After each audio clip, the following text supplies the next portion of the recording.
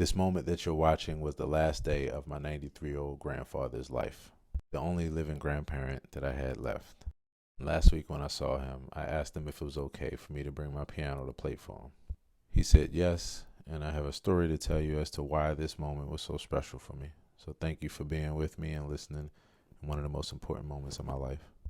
All right, Grandpa, so I'm gonna play a little bit of piano for you, okay? I hope you enjoy it. This is a song that I wrote called Home.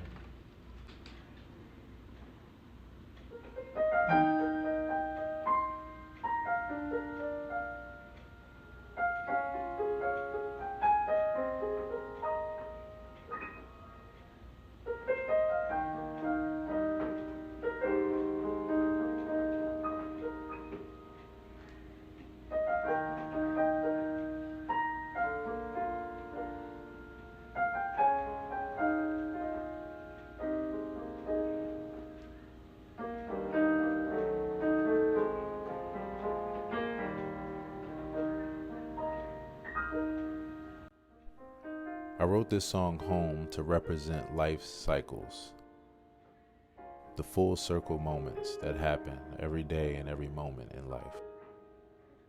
From birth to transitions, the newness of things, the passing away of things, of all things, transitions.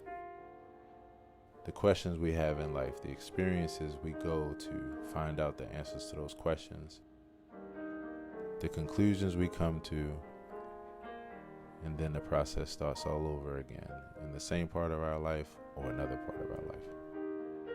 It represents the only consistency in life, which is change. I hope you enjoyed it. And through change, we find our new home, our new rhythm, our new flow in life. Have you ever met yourself all over again for the first time? This, for me, was completely a full circle moment. In 2004, my piano mentor and friend went to the hospital with a headache and died of brain cancer 2 weeks later. The thing is, when I went to see him, although he was very incapacitated by his illness and unable to speak, when I played his favorite music and my favorite music, which I did the entire time because I knew that would be the most enjoyable, he came to life, humming, murmuring loudly, and trying to sing and dance along. The nurses, they said that they hadn't seen him so alive, and that made me feel alive. I told him that I would come back to bring my keyboard the next time and play for him. I wanted to honor him by pouring back in a way in which he gave to me, as he called me, his star student. There wasn't a next time. My mentor slipped away before I could come back to the hospital to honor him by playing piano for him. So on this day, just shy of 20 years later, I made it a point to fulfill that same desire of my only grandparent left, Clyde Lawson, who never heard me play before. I'm so grateful that he said yes the last time I visited him, while he still had the strength to.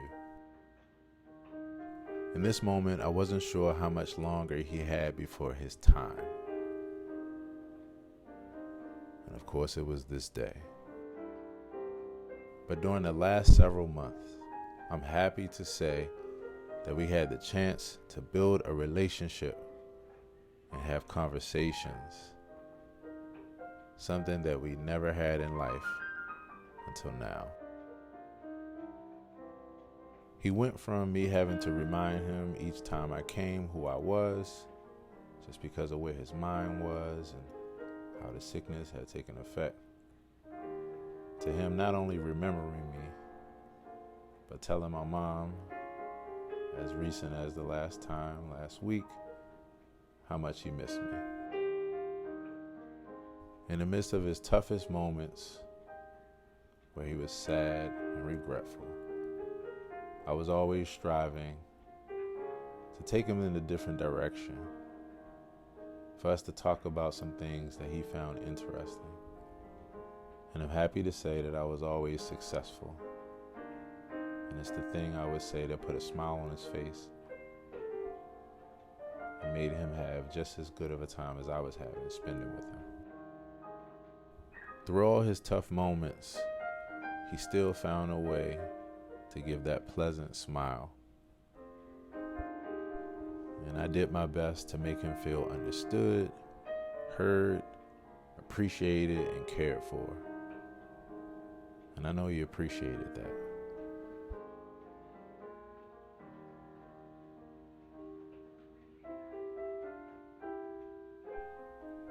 One of the things I'm most grateful for in life is learning the gift and the power of presence. Many times, you're not able to take away the pain and suffering of others, but just being present with them. You don't even have to say anything. Just being present makes all the difference in the world to a person. Making them feel that they are not alone and that they're cared for. Life has many ways of teaching us how important it is just to be present and to not take for granted the time that you have with those that you love. And right now, I'm grateful for the gift of being learned that lesson one more time while being able to be a gift to my grandfather. Right now, my heart is full, appreciative, and filled with serenity, with the fulfillment of something that I've been longing to do for the last 2 decades and for the last week since he said yes. In this moment right here, he was no longer able to speak, but I got a small nod when I told him thank you for the gift of letting me play for you.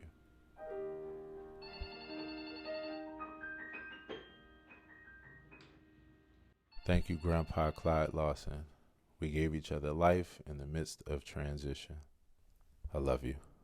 I hope you enjoyed that. So I just want to say thank you for saying yes. Thank you for saying yes and allowing me to play the piano for you. Yes, sir. Thank you. I appreciate you for that. You're my grandfather, and it means a lot to play the piano for you. You know? Yes, sir. Yes, sir.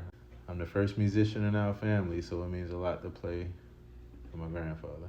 I want you to know that I love you, and I want you to know that I'm glad that me and you got the opportunity to spend time together and actually build a relationship. I'm grateful for that. I want you to know that. And have some good conversations. You know? I want you to know I appreciate you, okay? Yes, sir, I appreciate you. Thank you for spending this very special time with me, and I hope it touched your heart.